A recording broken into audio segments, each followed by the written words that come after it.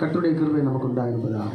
எப்பவுமே இந்த கிறிஸ்மஸ் காலங்கள் வந்து நமக்கு ஒரு மகிழ்ச்சி, ஒரு சந்தோஷம். ஏன்னா அது ஒரு பண்டிகையாக பார்க்கப்படுகிறது. உண்மையிலே இயேசு கிறிஸ்து பிறந்தது வரலாற்று சம்பவம். இதில் 3 பேர் 3 காரியங்களை சொல்லுகிறார்கள். ஒன்று, சிமியோன் ஆண்டவரை பற்றி என்ன சொல்கிறாரு. இந்த கிழக்கிலிருந்து வந்தாங்க இல்லையா சாஸ்திரிகள், அவர்கள் ஆண்டவரை பற்றி என்ன சொன்னார்கள். 3வது விஷயம், தேவதூதர்கள் ஆண்டவரை பற்றி என்ன சொன்னார்கள். இந்த 3 விஷயங்களை குறித்து இந்த நாளில் நாம் சிந்திக்கலாம்.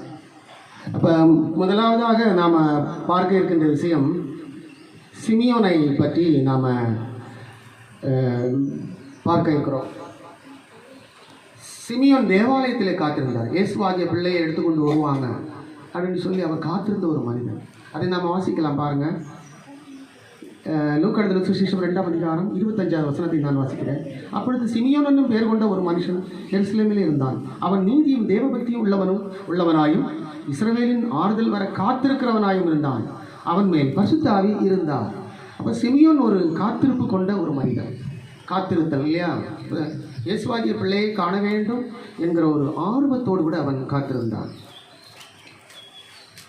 இதில் நீங்கள் பார்த்தீங்கன்னா சிமியோன் இன்னொரு கதாபாத்திரம் கூட வருது பாருங்கள். அகஸ்துராயன் அப்படிங்கிற ஒரு கதாபாத்திரம் வருது பாருங்கள். 2ஆம் அதிகாரம், அதே 2ஆம் அதிகாரம் 1வது வசனம். அந்நாட்களில் உலகமெங்கும் கொடிமதிப்பு எழுதப்பட வேண்டும் என்று அகஸ்துராயனால் கட்டளை பிறந்தது. நமக்கு வரலாற்றில் கிறிஸ்துவனுடைய பிறப்புக்கு ஒரு பெரிய ஒரு ஆதாரமாக, ஒரு வரலாற்று சிறப்புமிக்க ஒரு ஆதாரமாக நிற்பது தான் அகஸ்துராயன். இவர் வந்து கிமு 27 ராஜாவாக இருக்கிறார். எப்பத்திலிருந்து இயேசு கிறிஸ்து பிறக்கிறதுக்கு முன்பதாக 27 வருஷத்துக்கு முன்னாடி ராஜாவாக இருக்கிறார்.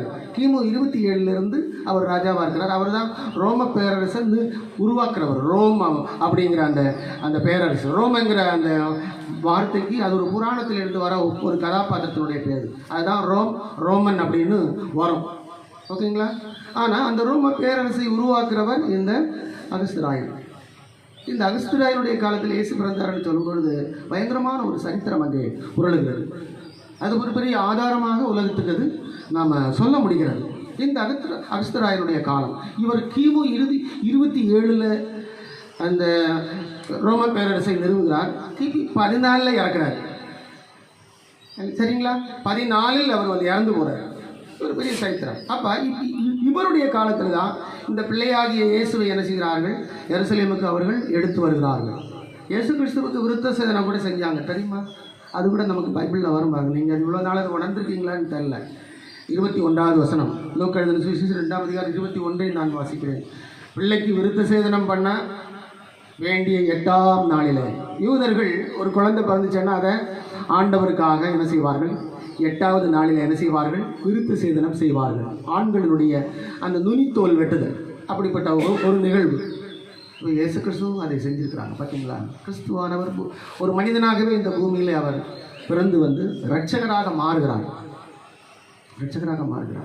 அது சரித்திரத்தில் ஒரு பெரிய ஒரு வரலாறு. பார்த்தீங்களா?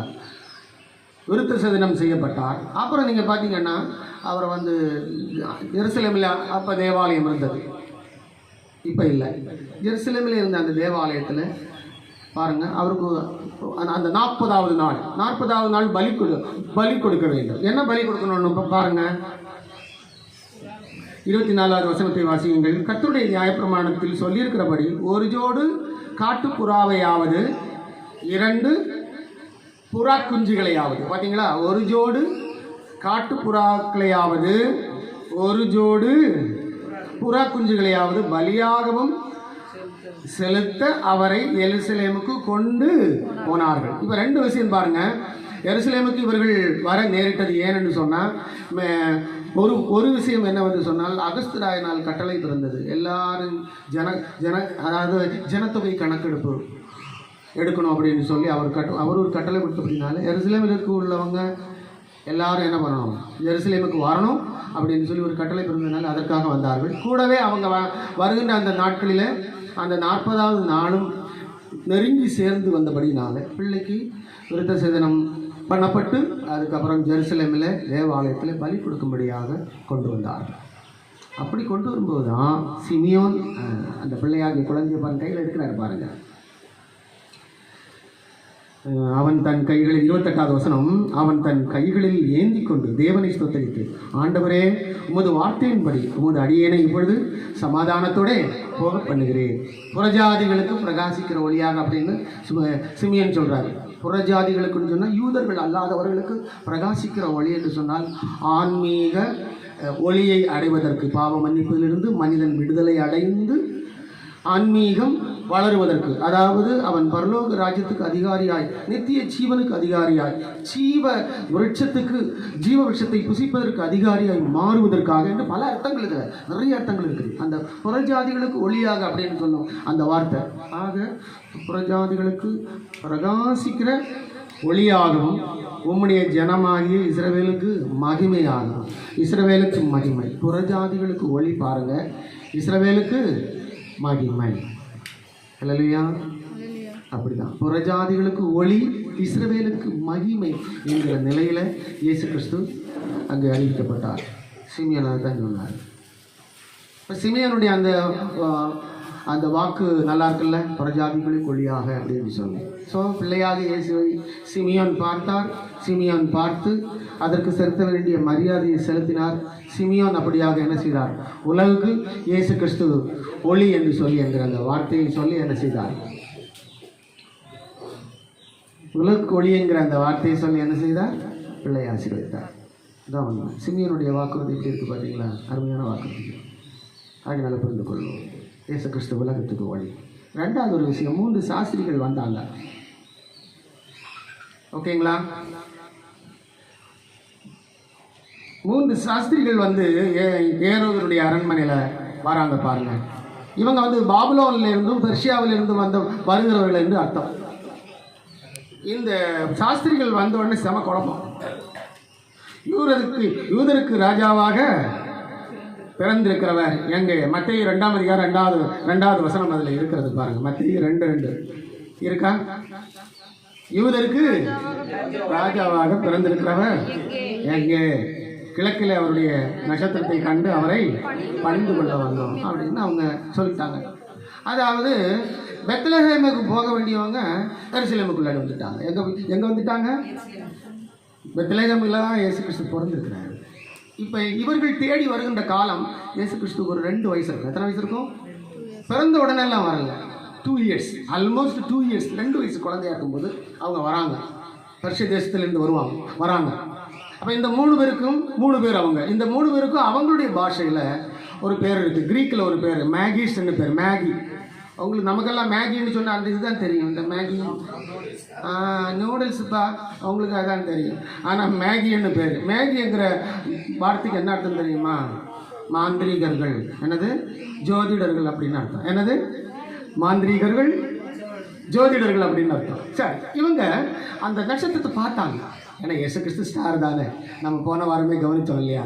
பிலேயாம் மூலமாகவே ஆண்டவர் ஒரு நட்சத்திரம் யாக்கோபிலிருந்து உதிக்கும் அப்படின்னு அந்த கிமு 1460 அந்த தீர்க்க தரிசனம் இருக்கிறது. ஸோ அவர் நட்சத்திரம் தான். ஆனால் அதை அவங்க கண்டுபிடிச்சிட்டாங்க பாருங்க. கண்டுபிடிச்சிட்டு அப்படி அங்கே இருந்தாங்க. ஏன்னா அப்போ நடைபாதை தானே, ஃப்ளைட்டெல்லாம் கண்டுபிடிக்கல. பாவம், அவங்க நடந்தால் வரணும். நடந்து ஒட்டகத்தில் எதில் அது ஏறி வந்திருப்பாங்க. ஏன்னா இடையில அந்த நட்சத்திரம் காணாமல் போயிடுச்சுங்க. அதுதான் அவங்க குழம்பிட்டாங்க. அதனால் பெத்லஹேமுக்கு போக வேண்டியவங்க எங்கே வந்துட்டாங்க? எருசலேமுக்கு மாறி வந்துட்டாங்க. எருசலேமுக்கு மாறி வந்ததுனால அவங்க இன்னொன்று நினச்சிருக்கலான்னு நான் நினைக்கிறேன். ஒருவேளை ஏறுவதுக்கு இன்னும் ஒரு குமாரன் பிறந்திருப்பானோ, ஒரு ராஜகுமாரன் பிறந்திருப்பானோ அப்படின்னு கூட அவங்க நினச்சிருக்கலாம். ஏறுவதுக்கு இன்னொரு பையன் பிறந்திருப்பான் அப்படின்னு கூட அவங்க நினச்சிருக்கலாம். அதனால தான் அங்கே வந்து கேட்டாங்க, யூதருக்கு ராஜாவாக பிறந்திருக்கிறவர் எங்கே? ஆனால் ஏரோது வந்து யூத வம்சமே கிடையாது. ஓகேங்களா? ஏதோ ஒரு செம குழப்பாங்க அங்கே நடந்திருக்கிறது. மொத்தத்தில் இந்த வான சாஸ்திரம், அஸ்ட்ராலஜி, இப்போ அஸ்ட்ராலஜி பற்றி நமக்கு தெரிஞ்சுக்கணும். அவங்க பழைய காலத்துலலாம் வானத்தையே ஒரு குரூப் அண்ணாந்து பார்த்துக்கிட்டே இருக்கும். நட்சத்திரங்களை பற்றி என்ன செய்வார்கள்? ஆராய்ச்சி செய்வார்கள். கோள்களை பற்றி என்ன செய்வார்கள்? ஆராய்ச்சி செய்வார்கள். இப்போவும் ஆராய்ச்சி பண்ணுறாங்க. ஏங்க நட்சத்திரத்தை பார்த்து சொல்லுங்க அப்படின்னு சொல்லும்போது அவர் சொல்லுவார், தூரத்துலேருந்து உனக்கு ஒரு பிரச்சனை வந்துக்கிட்டே இருக்குது அப்படிம்பாங்க.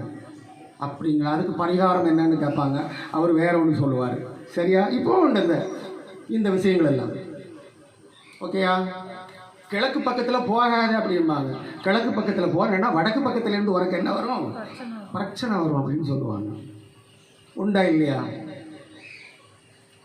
உங்களுக்கு இன்றைக்கி எதிர்பாராத செலவு வரும். இன்னும் 2 மாதத்தில் உனக்கு செலவு வந்து உனக்கு எதுவுமே இல்லாமல் போகும் அப்படின்னு சொல்லி வடக்கே இருந்து சகாயம் வரும்.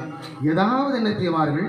நிறைய சொல்லுவாங்க. இல்லை இன்னும் எல்லாருக்கும் ரொம்ப பிடிச்ச விஷயம்னு சொன்னேன், இன்னும் ஒரு 6 மாதத்தில் உனக்கு லாட்ரியில் எவ்வளோ ரூபா விழ போகுது? ஒரு 10 கோடி இல்லை 1 கோடி விழ போகுதுன்னு சொன்னால் இல்லையா? நாம் நிறைய பேர் அதான கையெல்லாம் கொண்டு போய் காட்டி, ஐயா இதை கொஞ்சம் பார்த்து சொல்லுங்க ஐயா, என்னத்தை எழுதியிருக்கு அப்படின்னு சொல்லி. ஸோ நாள் நட்சத்திரம் எல்லாம் பார்க்குற அந்த விஷயங்கள் தொடர்ந்து ஸோ அந்த பாபுலோனில் எல்லாம் இருந்துச்சு பாருங்கள். அது அப்படியே வேர்ல்டு ஃபுல்லாக பரவிச்சு.